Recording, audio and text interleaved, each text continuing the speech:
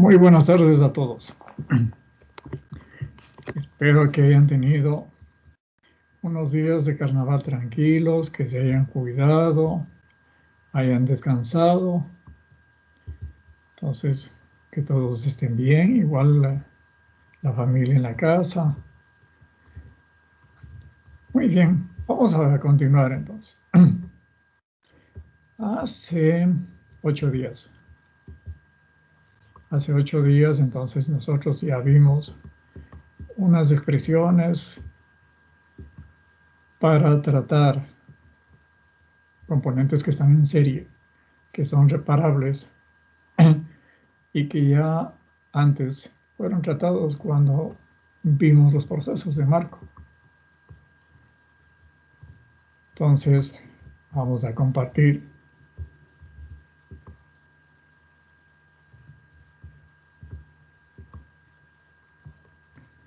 A ver, espero que ya le estén viendo ahí.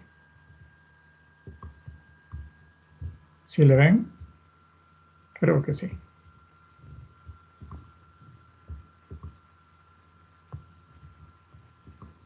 ¿Sí le ven la presentación? Sí, sí, sí, sí. Sí. Muchas gracias. Muy bien, entonces, les decía, ¿no es cierto? Elementos que están en serie y que vamos a reducirlos. Esto aquí habíamos visto. Ya estas expresiones hemos quedado cómo les vamos a simplificar y vamos a usar esas expresiones simplificadas. Y nosotros tenemos aquí una expresión para la indisponibilidad. Y esta expresión es la que nosotros vamos a utilizar tanto veremos en elementos en serie como elementos en paralelo. Y es muy importante, y por eso me he permitido ver acá, que dice que si las unidades de tiempo de la tasa que yo tengo aquí, de la tasa del sistema, y el tiempo de recuperación del sistema son las mismas, el valor de la indisponibilidad del sistema es una probabilidad. Si las unidades son diferentes, por ejemplo, dice, y esto es lo típico, lambda del sistema, la tasa de fallas del sistema es expresada en fallas por año, y el tiempo de recuperación del sistema es expresado en horas, el valor QSV de indisponibilidad tiene unidades de horas por año, lo cual tiene una forma descriptiva muy útil. Representa el número de horas, el tiempo anual del número de horas en el año esperado que el sistema fuera de servicio. Eso nos vamos a acordar, ¿ya? Porque ya vamos a ver unos ejercicios y todo. Entonces, si yo voy a tener con las mismas unidades en función, es decir, tasa de fallas por año y tiempo de recuperación en años, me da probabilidad.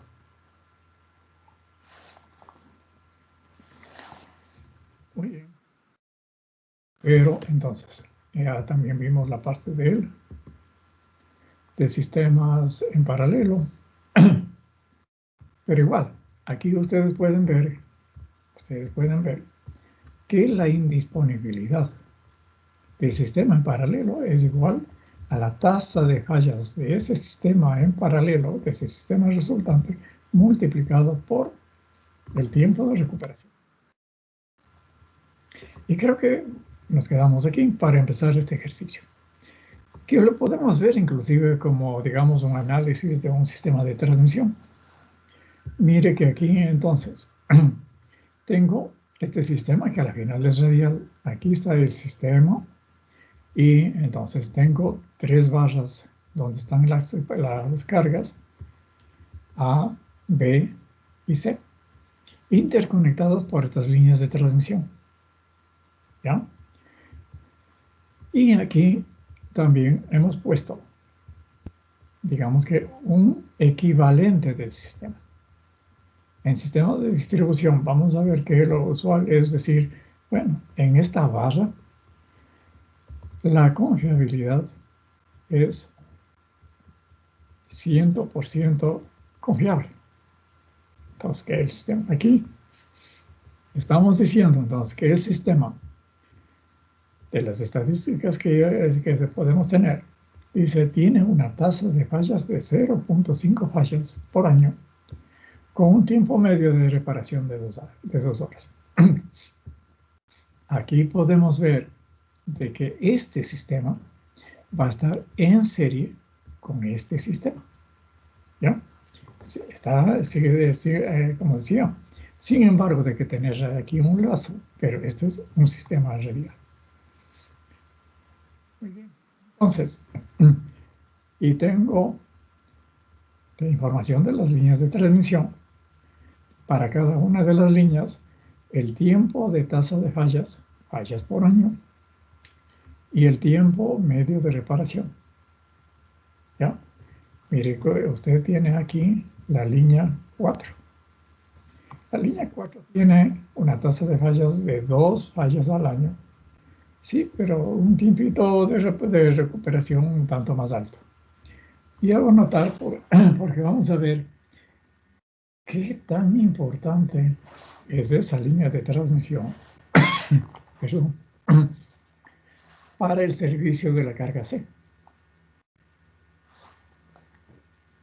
Para la indisponibilidad del servicio de la carga C. Veamos. Y es esto. Y aquí lo que me dice es, haciendo uso de la metodología conjunto mínimo de corte, determinar los índices de confiabilidad en los puntos de carga. En los puntos de carga quiero ver entonces cuál es la tasa de fallas en la barra de carga. Visto así el sistema, cuál es entonces el tiempo de recuperación y cuál es la indisponibilidad que sufre esa carga, ¿cierto? Y dice entonces que este sistema lo resolvamos haciendo uso del conjunto mínimo de corte. Entonces, ese conjunto mínimo de corte está formado por elementos que a la final son subconjuntos que de producirse la ocurrencia de eso me deja sin servicio a la carga involucrada. Empecemos entonces. Por ejemplo, voy a analizar los análisis de los indicadores de confiabilidad en la carga A. Aquí en este costado podremos ver, o mejor, podemos volvernos.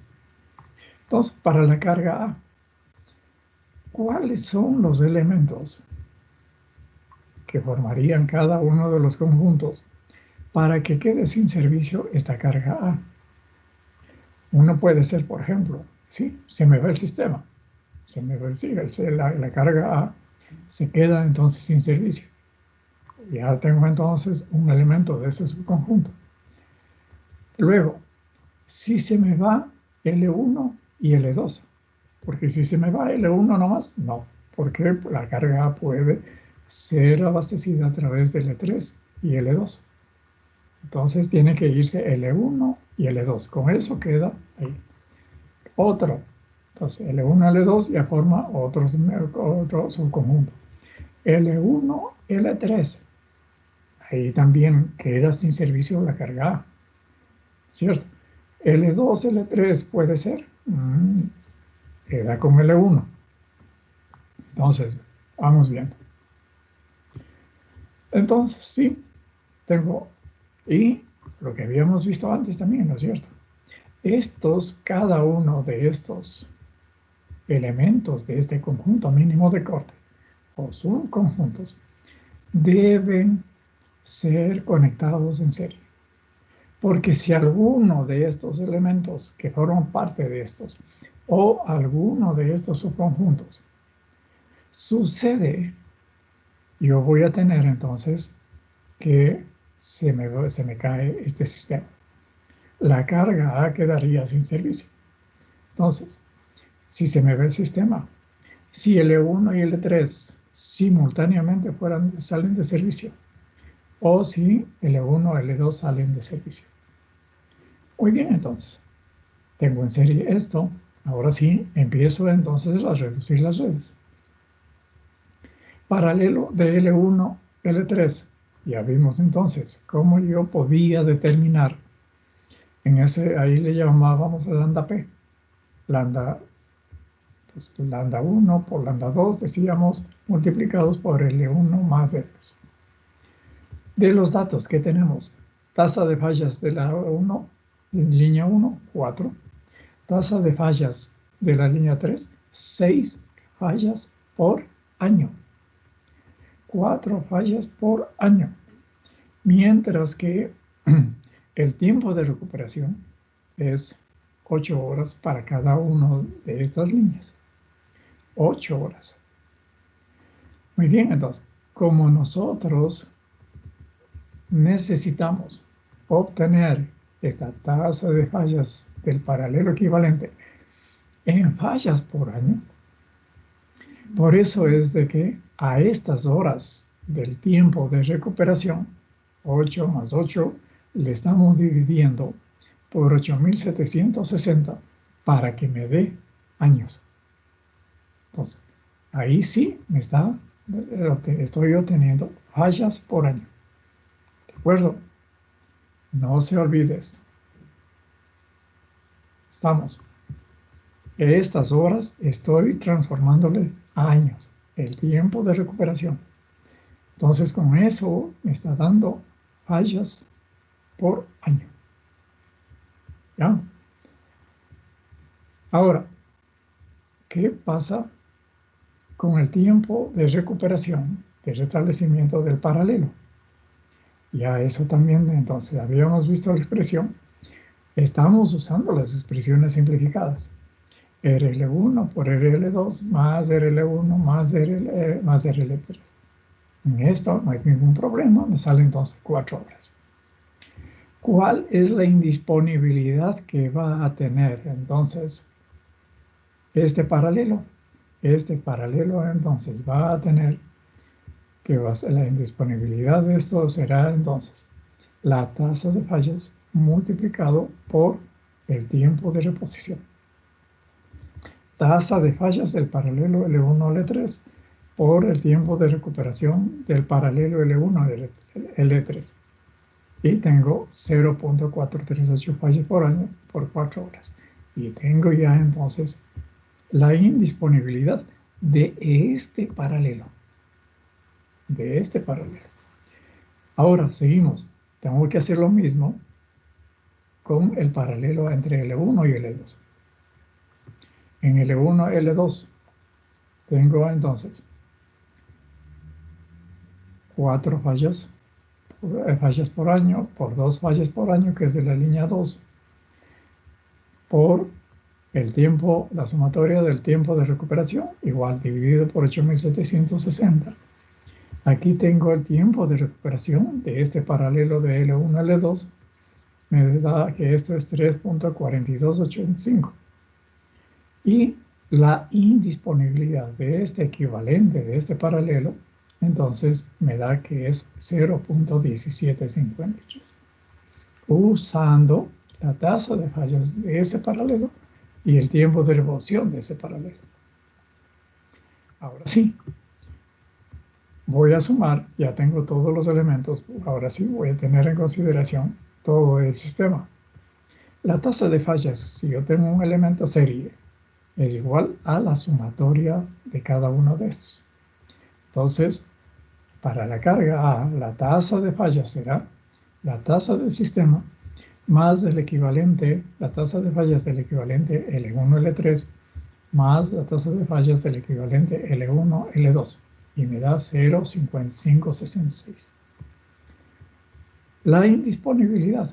La indisponibilidad también entonces voy a tener que va a ser igual a la sumatoria de lambda sub s por rs, la del sistema, que para este caso es de 2 horas, más la tasa de fallas por el tiempo de recuperación del equivalente L1 L2 y más la tasa de fallas de L1 L2 por el tiempo de recuperación del L1 L2 y tenemos un 91 92. Y finalmente, ¿qué es lo que tengo? Para calcular el tiempo de reposición para la carga A, no puedo yo hacer la suma, sino que obtener de la relación de la indisponibilidad sobre la tasa de fallas. Esta expresión también ya lo vimos antes. Y es lo que está resumiéndose aquí. ¿Sí? La carga A tiene esta tasa de fallas 0,556266. Tiene 1.21918 como la indisponibilidad. ¿Ya? Y voy a tener entonces que la división de esto, 1.21918 dividido por 0,5566, es lo que me está dando esto. Aquí no puedo hacer la sumatoria para determinar el tiempo de recuperación de esa carga. Mire usted, si yo tengo que en el año la carga A no tiene el servicio disponible durante 1.21918 horas, eso significa que el tiempo disponible va a ser igual a ¿cuánto? A 8.760 horas menos 1.21918. Esto puedo expresarlo también en porcentaje y se convierte en probabilidad. Si a este valor 1.21918 dividido por 8.760, eso me va a dar entonces la indisponibilidad, y si multiplico por 100 estará en porcentaje. Esto es lo que tiene entonces la carga A. Lo mismo vamos a hacer entonces para la carga B. Los puntos de carga, la carga B. Primero debo entonces identificar los elementos o los subconjuntos que me producen los cortes. En este caso, ¿qué va a hacer entonces? Obviamente, el sistema, si se me va aquí el sistema, la carga B queda sin servicio. ¿Qué más? L1, L3. Si se va L1, L3, queda sin servicio. Si se va L2 y L3, también queda sin servicio. Eso es entonces lo que está aquí. Los tres subconjuntos los ponemos en serie y hacemos exactamente ya el mismo cálculo que hemos hecho. Eso no hay que olvidarse aquí el 8.760. Calculo el equivalente del tiempo de recuperación, ¿cierto? De recuperación de este sistema en paralelo L1, L3. Y luego calculamos entonces con eso la indisponibilidad de esta parte. ¿Ya? Lo mismo hacemos entonces con lo siguiente, ¿no? L2, L3. Calculamos la tasa de fallas equivalente de L2, L3, es paralelo. Aquí el tiempo de recuperación de L2, L3, el equivalente, y aquí tengo la indisponibilidad del L2, L3. Finalmente, resuelvo el sistema serie, porque ya tengo los equivalentes de cada uno de estos. Y me queda entonces que para la carga B, la tasa de fallas es 0.56. Ya tengo esto, ya tengo el del sistema, eso fue dato. La indisponibilidad también tengo, es la sumatoria, eso es una serie.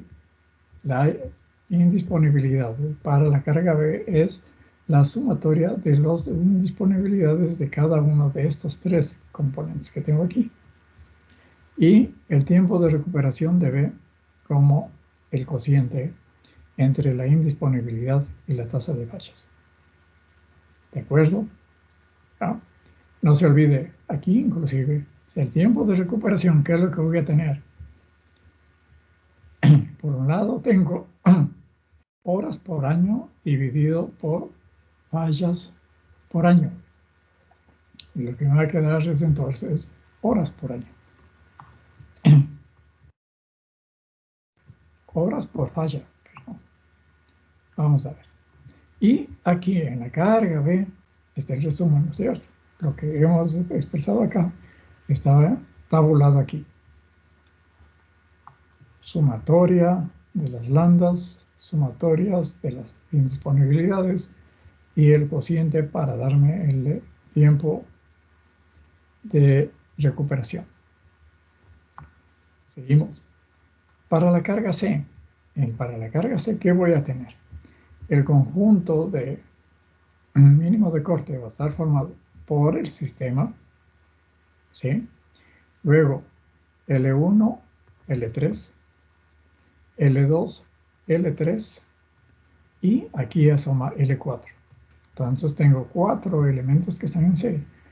Si cualquiera de estos elementos sale, pierde la energía en la barra de la carga C. Entonces, lo mismo. Seguimos reduciendo esto. L1, L3. La tasa de fallas equivalente del paralelo, el tiempo de recuperación del paralelo y la indisponibilidad. L2, L3, lo mismo, ¿no es cierto? Y pues ahora sí, el serie de todo esto. Y aquí sí tenemos entonces, mire, al hacer el serie, el tiempo aquí, o la indisponibilidad en esta carga, crece enormemente. Es la influencia que tiene la situación radial de esta línea L4. Eso es lo que tiene una gran influencia ahí, L4. Y está dependiendo de esa línea en mucho. Es 12 horas de recuperación. Y si tiene una media de 2 fallas, eso significa que solamente por esta línea L4 ya va a tener entonces, esperaría una disponibilidad de 12 por 2, que es 24 horas. A eso se suma las indisponibilidades de las otras cargas, ¿cierto? Aquí está. Dividido a L4 tiene 24 horas. A eso se suma, el sistema le aporta con 1 hora y los otros elementos con sus cantidades. Y estos entonces son, ¿sí?, los indicadores de confiabilidad: tasa de fallas, indisponibilidad, tiempo medio de recuperación. En resumen, cómo está cada una de las cargas, ¿sí? La carga C, al estar entonces conectada al sistema a través de una línea radial, un circuito, tiene unos índices mucho más pobres que las otras dos cargas, ¿cierto? Porque en las otras dos cargas siempre yo tengo un camino paralelo. Entonces, sí, la redundancia desde el punto de vista de confiabilidad es muy importante. Aquí se ve claramente, ¿no es cierto? ¿No? Ahora entonces, no sé si hay alguna pregunta al respecto. ¿Alguna pregunta? Esto sí, necesitamos que esto tiene que estar muy claro, porque esto vamos a utilizar de aquí en adelante mucho. Redes de distribución, sobre todo, esto vamos a utilizar bastante. Muy bien, entonces. Ahora entonces, que ya tenemos esta parte más o menos, pero hay una cuestión que es muy interesante, es el modo común de falla. Que muchas veces lo que nosotros tenemos es de que los sistemas pueden llegar a salir de operación sin haber fallado sus componentes en sí, ¿cierto? Sin haber fallado los componentes en sí, los componentes sí.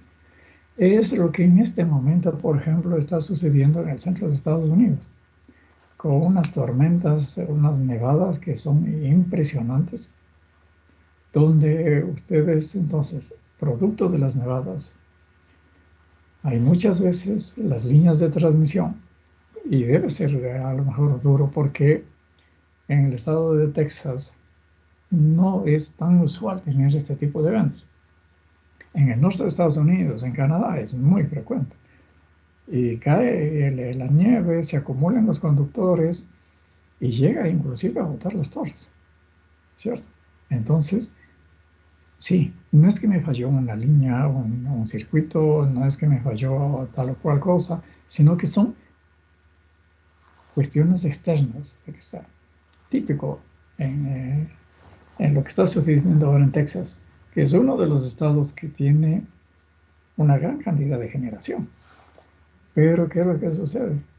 Se ha ido abajo la generación eólica, se ha ido abajo la generación fotovoltaica, se han ido líneas de transmisión abajo, no tiene disponibilidad de combustibles fósiles y que le está afectando inclusive a México, porque el estado de Texas tiene unos cuantos gasoductos que le sirven a México.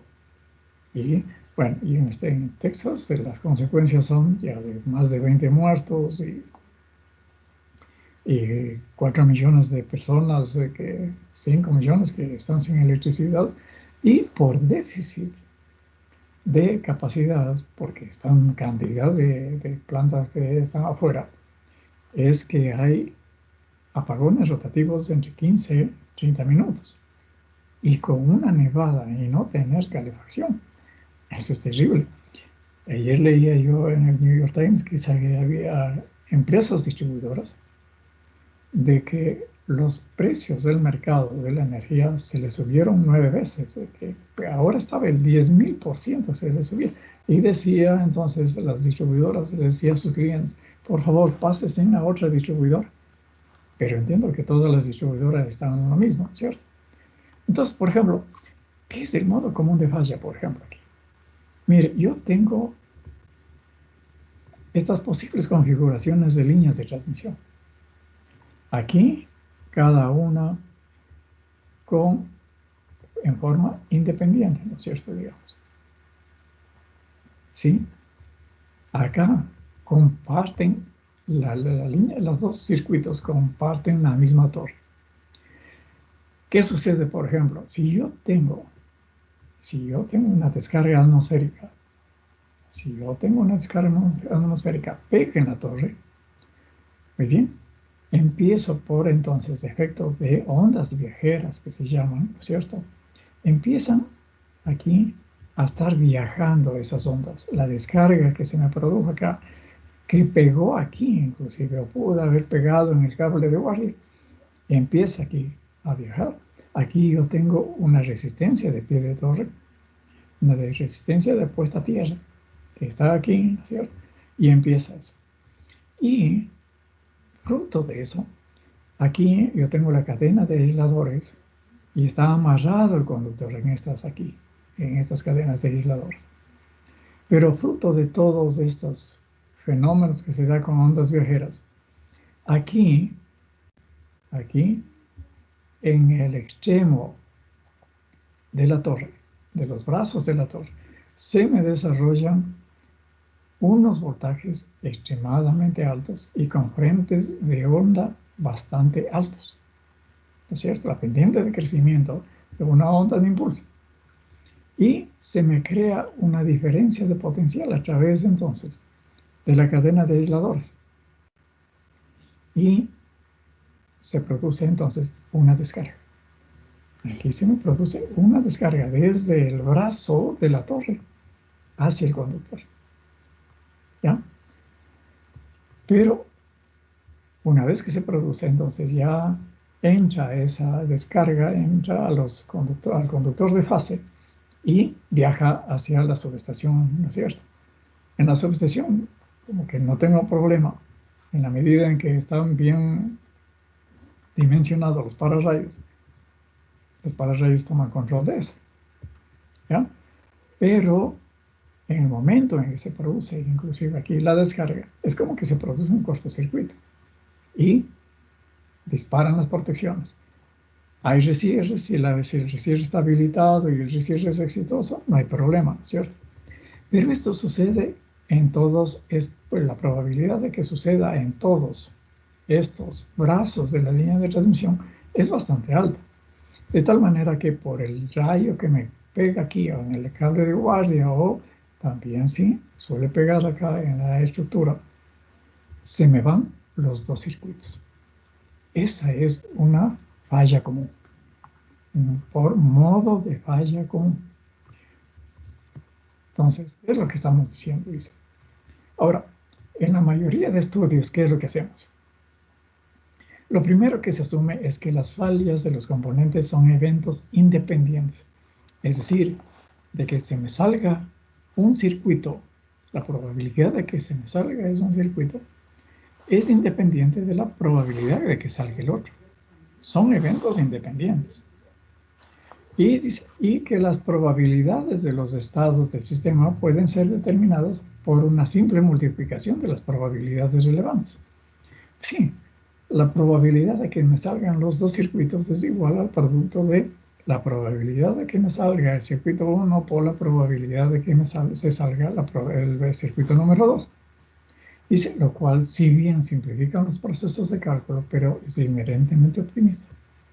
Y puede en ciertos casos ser un tanto engañoso. ¿Ya? Entonces, la IEEE define, esto ya creo que por el año 1976, pero hay una actualización que hace en el año 2012 que ya lo vamos a ver también, que hace ciertos ajustes. Y la IEEE define, dice, el modo común de falla como un evento que tiene una sola causa externa.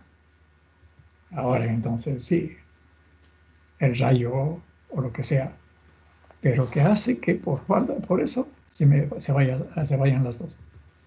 Una causa externa con efectos de falla múltiples, ¿sí?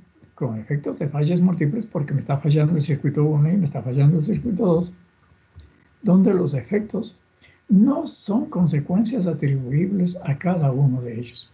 Yo no le puedo atribuir al circuito 1 o al circuito 2 esa falla. La causa es externa. ¿Ya? Entonces, ¿qué ejemplos tengo de eso? Ya hemos hablado de la descarga atmosférica, ¿no es cierto? Golpea una torre de una línea de transmisión, doble circuito, se produce una descarga inversa produciendo la salida de los dos circuitos. Puede también producirse aquí no solamente el hecho de que peguen el cable de guardia, como que si yo tengo la descarga en el cable de guardia, eso en el diseño, yo ya consideré esa posibilidad y en función de eso diseñé la resistencia de pie de torre. Mientras más baja es esa resistencia de pie de torre, yo voy a tener entonces un mejor control al voltaje que voy a tener acá. ¿Ya? Pero puede suceder también de que haya falla de apantallamiento. Es decir, que no le pegó la descarga al cable de guardia, sino que en alguna forma pegó en un conductor de fase. Ahí, en cambio, lo que voy a tener es, entonces, se desarrolla en el conductor de fase un alto voltaje y la diferencia de potencial con relación a la estructura es tan alta que igual yo tengo una descarga hacia la torre, ¿cierto? Pero son cuestiones controlables, ¿no? En la parte del diseño. Muy bien, entonces. Otra, la falla de una torre con doble circuito por un deslizamiento del suelo. Eso hemos tenido por aquí, a la salida de las líneas de transmisión desde la central Paute. Sí, en la parte de las provincias de la SUA y por ahí por Azogues y todo, los terrenos son bastante inestables. Entonces hay un movimiento de una montaña que se va llevando 2, 3 torres. Eso sucede y se va a la línea. ¿Ya? O algo quizá, digamos, en cierta forma un poco más familiar para nosotros acá en las ciudades. Piense usted en un viernes en la noche, San Viernes, choque de un vehículo contra una estructura que soporta a dos circuitos de transmisión o de distribución. Sí. Caramba, ahí por ahí un viernes en la noche a un chumadito se le cruzó el poste, ¿no es cierto? Y ese poste lleva dos circuitos de distribución y se van los dos circuitos. Y sobre todo, por ejemplo, y es el caso de que estamos haciendo referencia a lo que está sucediendo en el centro de Estados Unidos, los tornados, los huracanes y todo lo que tienen ahí, ¿no es cierto? Estas tormentas. Y lo otro también es el vandalismo. El vandalismo. Nosotros no hemos tenido mayores casos, pero tenemos, por ejemplo, un vecino en el norte en que hasta hace unos años era muy usual eso de que se dinamitaba circuitos, ¿no? E inclusive yo recuerdo que en territorio colombiano las FARC, ¿sí?, volaban torres de la interconexión. Entonces, pero es importante tener en consideración que todo esto se caracteriza por la presencia de un solo actor. Y ese es externo. ¿Ya? ¿Cómo entonces considerar esto?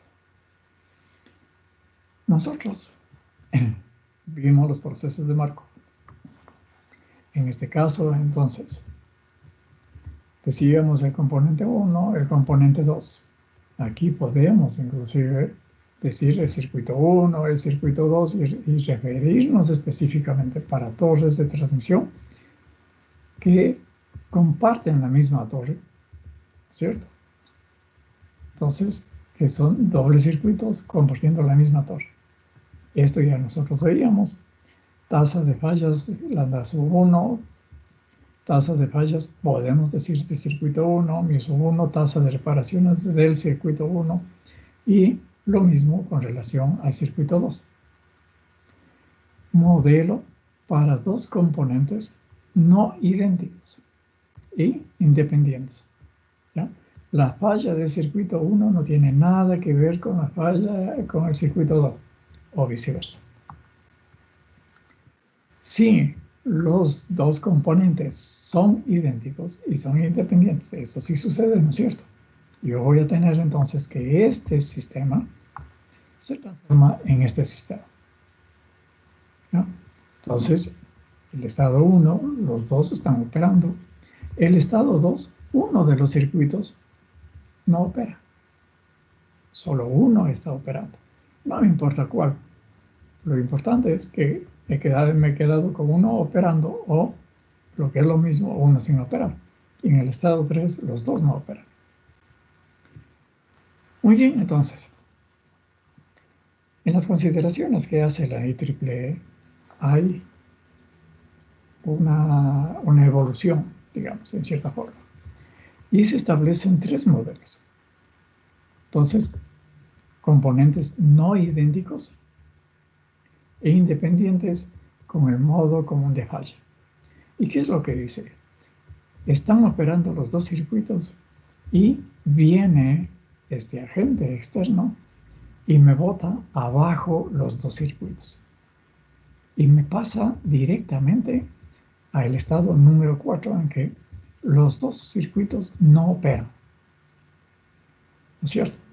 ¿Qué preso? Y por eso, y yo tengo entonces, para pasar de este estado número 1 a este estado número 4 de completa falla, yo tengo una tasa de fallas para modo común. ¿Ya? Con esa voy del estado número 1 al estado número 4. ¿Cómo me recupero? De acuerdo con este modelo, ¿qué es lo que hago? Muy bien, una cuadrilla se encargará de recuperar el circuito 1 y como que otra cuadrilla se encargará de recuperar el estado 2. Y así vuelvo. Primero volveré al estado número 3 por un lado y por el otro lado voy a volver al estado número 2.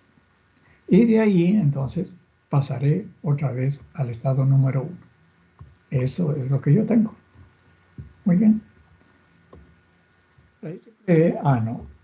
Entonces, este esquema para dos componentes que son idénticos, o dos circuitos que son idénticos, venimos entonces a esto. Del estado 1, donde están operando los dos circuitos, paso al estado número 3 ahora, donde están operando, no están operando ninguno de los dos circuitos. Luego, ¿qué pasa? Luego dicen, no, por favor. Este accidente o la salida por falla común, es tan grave, porque va a requerir mucho más tiempo y todo, ¿no es cierto?, de que hay que darle la atención debida, y entonces alguien tiene que trabajar específicamente para volver del estado número 4 otra vez al estado número 1. Por lo tanto, se establece una tasa de reparación por causa común de falla. Se mantiene la tasa común de falla también, ¿no es cierto? Pero ahora sí. Hay gente que dice, a ver, dice, eso significa que voy a tener 3 cuadrillas en sentido figurado. Digamos que esta cuadrilla que me está recuperando el circuito 1, esta cuadrilla que me va a estar recuperando el circuito 2, y además otra cuadrilla que está trabajando en las bases de la causa común. Y entonces hay otro, pero esto constituye el modelo número 2. De tal manera que aquí se asigna una tasa de fallas a la ocurrencia del modo de causa común. Y aquí también voy a tener entonces una tasa de reparación. Luego entonces se hacen esas observaciones, se dice, no. Aquí, como está entonces como una mezcla de 3 cuadrillas, acá entonces vamos a hacerlo más específico. De que sí, yo voy a diferenciar y le voy a independizar como un estado extra al estado donde yo tengo que los dos circuitos me salen de operación por efecto de la causa común. Y se crea entonces este estado como un quinto estado casi. Pero esto entonces, aquí sí, se crea la tasa de reparación específicamente ya para levantar eso. Entonces, este es el modelo número 13. ¿No? Muy bien, entonces, hay que resolver, ¿cierto?, armar las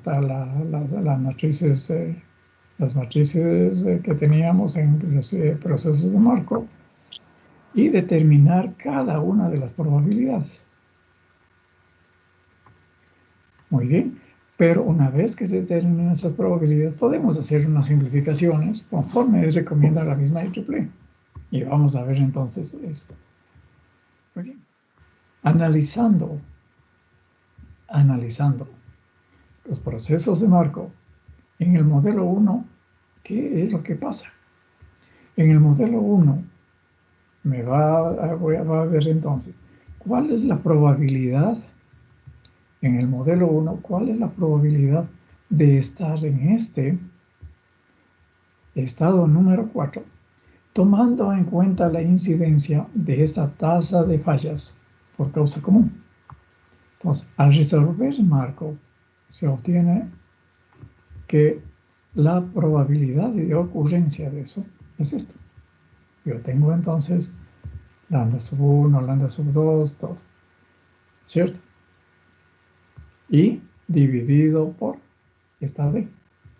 Y esta D, que es el determinante de la matriz, está expresado por esto. Si los dos componentes son idénticos, entonces yo voy a tener lambda sub 1, lambda sub 2. Mire que aquí está interviniendo lambda sub c, ¿no?, que es la tasa de fallas por modo común. Entonces, si lambda sub 1 es igual a lambda sub 2 C mu sub 1 igual a mu sub 2, ¿qué es lo que me queda entonces? Me va a quedar esta expresión. Y aquí está expresado, aquí está interviniendo la tasa de fallas por modo común. Veamos entonces cómo nos queda. Yo tengo una línea de transmisión con una tasa media de fallas de una falla al año y un tiempo de reparación de 7.5 horas. Muy bien, entonces, veamos cuál es la disponibilidad, la indisponibilidad de esa línea. ¿Qué es lo que yo voy a tener entonces?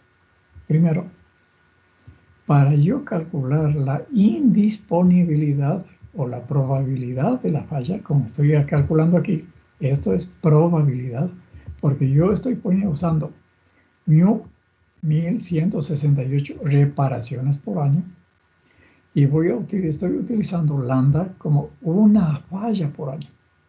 Por lo tanto, esta indisponibilidad se me convierte en probabilidad o, en otras palabras, como la FOR de la línea de cada circuito de transmisión.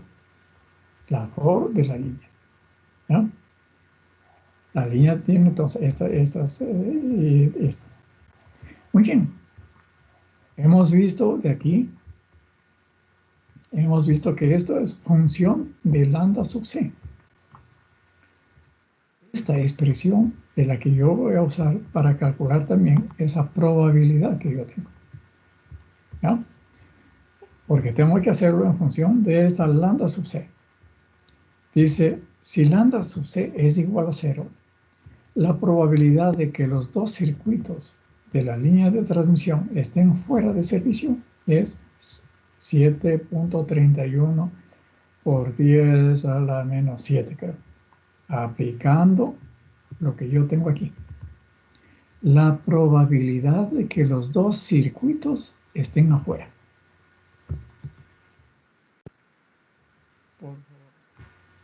Solamente por curiosidad. ¿Cuál es el valor que resulta de L barra al cuadrado este valor?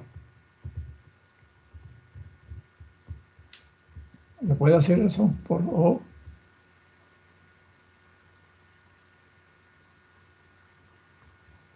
¿Cuánto le sale? 731 por 10 a la menos 9. Es lo que tenemos entonces aquí. Es la probabilidad. Porque esto que hemos sacado aquí, 0.30855, es la probabilidad de que salga de servicio un solo circuito. Hemos multiplicado, hemos hecho al cuadrado porque los dos circuitos son idénticos y son dos circuitos. Muchas gracias por la ayuda. ¿Ya? Luego entonces, en este, pero igual, si yo hago aquí, ¿no es cierto? Si yo hago aquí lambda sub c igual a 0 y lambda sub c igual a 0, ¿cierto? Aquí yo voy a tener, esto es lambda 1, es una falla. Entonces, yo debería llegar a este mismo valor. Hasta ahí, por favor. ¿Hay alguna inquietud, alguna pregunta?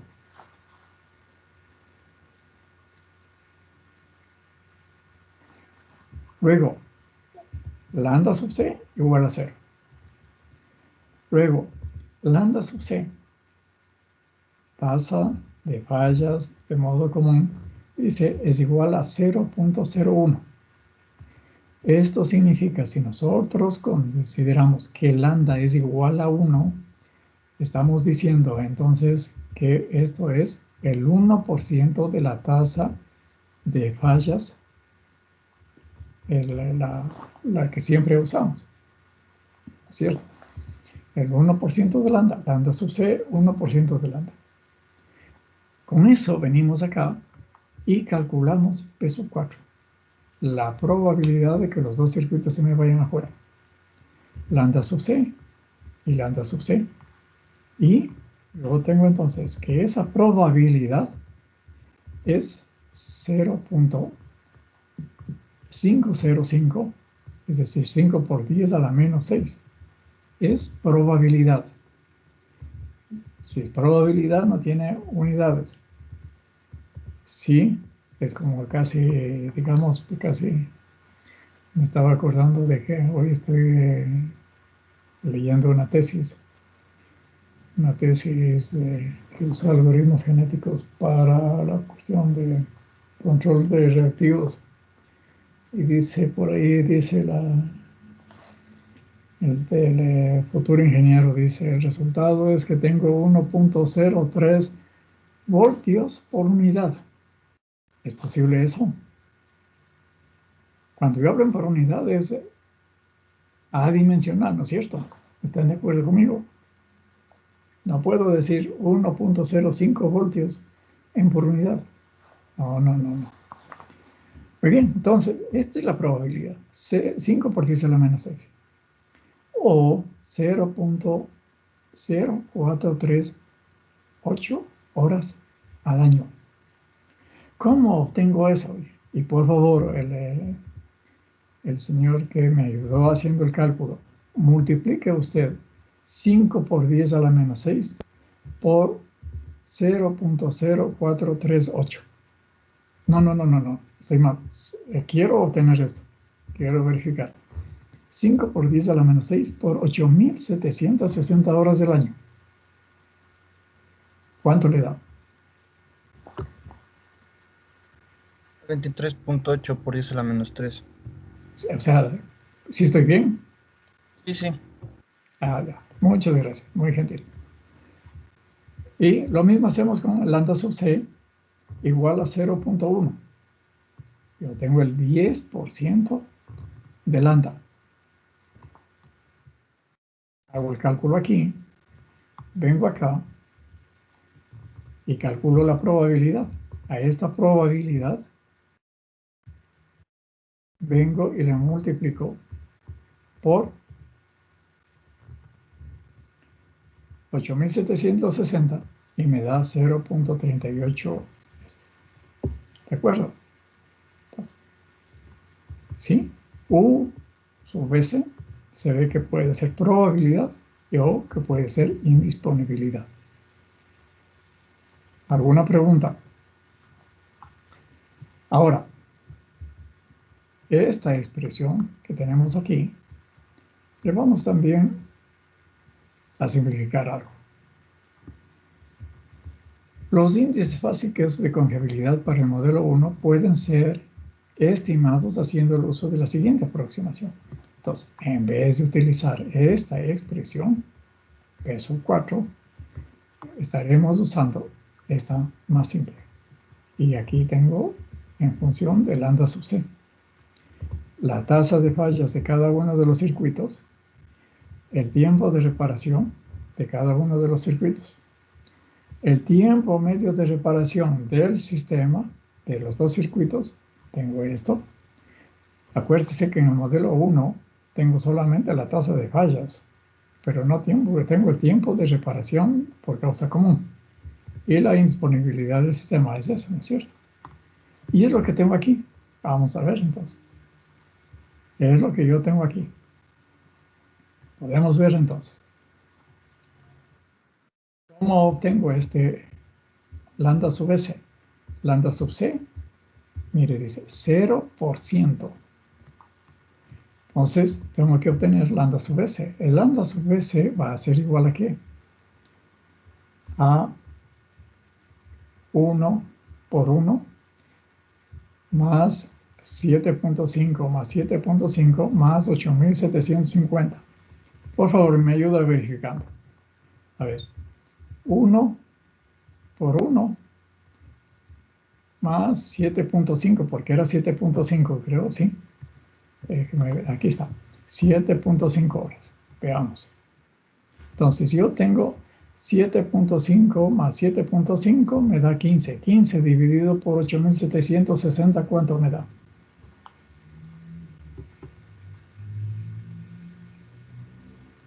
.71 por 10 a la menos 3. 1.71 por 10 a la menos 3, que es esto, ¿no es cierto? ¿Cuánto me da la... A ver, esto sí, ¿no es cierto? Esto sería 7.5 por 7.5 dividido por 15. Esto se reduce a la mitad, es un paralelo, ¿no es cierto? Entonces yo tengo 7.5 dividido, entonces 3.75. Sí, esto sí, ya. Luego, entonces, 3.75 multiplicado por... Ah, no, este no es. 3.75 multiplicado por 0.001712, ¿cuánto le da?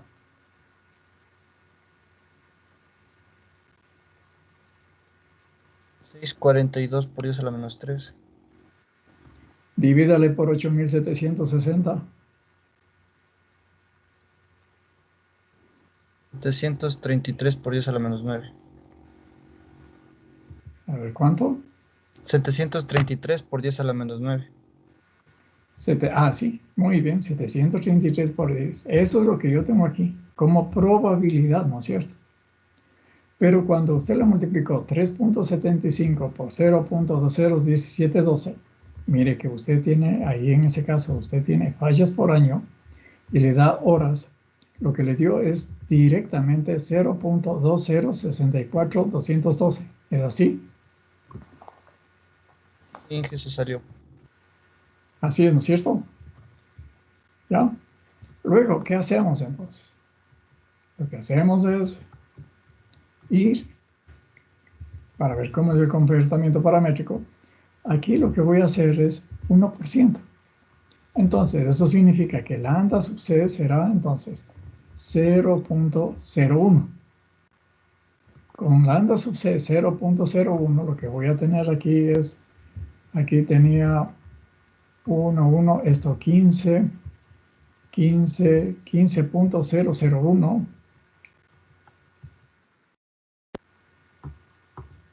A ver. No.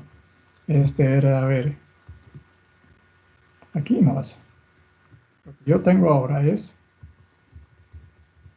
este 0.201712 es lo que me daba esto. Al hacerlo este 15 dividido por 8.760. Y luego a esto debo sumarle 0.01.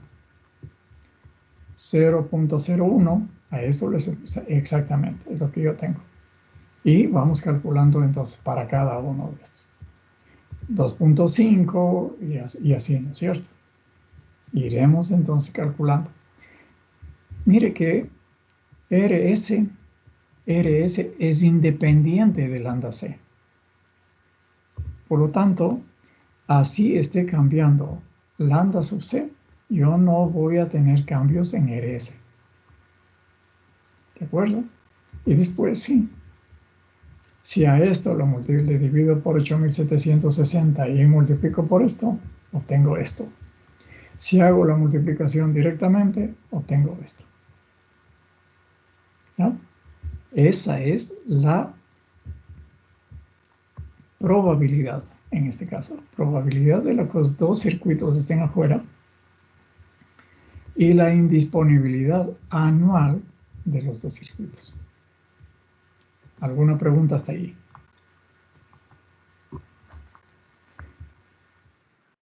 Y vamos a ir haciendo el ejercicio. Asimismo, considerando para cada uno de los modelos, ¿no es cierto? Pero eso vamos a ver el próximo lunes.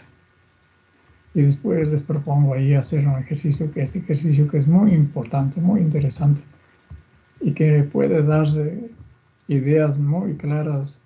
Miren, por ejemplo, aquí, ¿no es cierto? ¿Qué pasa si calculo el OLE con esta configuración? ¿Qué pasa si calculo el OLE con esta configuración? Considerando el trastorno de la elevación.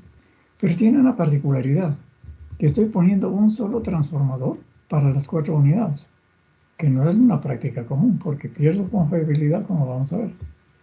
Después, ¿cuál es la confiabilidad que voy a tener acá cuando yo ya le sumo los dos circuitos de líneas de transmisión? Después vamos a ver cuál es la incidencia cambiando este sistema de transformación, poniendo para cada máquina su transformador de elevación individual. Y vamos a ver cómo se va comportando eso. Muy bien, pero nos vamos a quedar ahí, dado que hoy es miércoles y ya estamos con 7:05. Pero, por favor, si hay preguntas, no hay problema, podemos nomás, que ahí sí me quedo nomás. Revíselo. Y ahí ya, revíselo. La parte esta de sistemas compuestos sí es importante porque ya estamos entonces, vamos a unir la parte de transmisión con generación. Muy bien.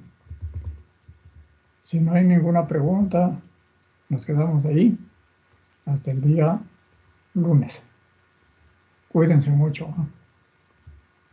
Hasta el lunes, Inge. Una buena Gracias. noche Hasta para luego. todos ustedes. Sí, hasta Hasta luego. lunes, Inge, gracias.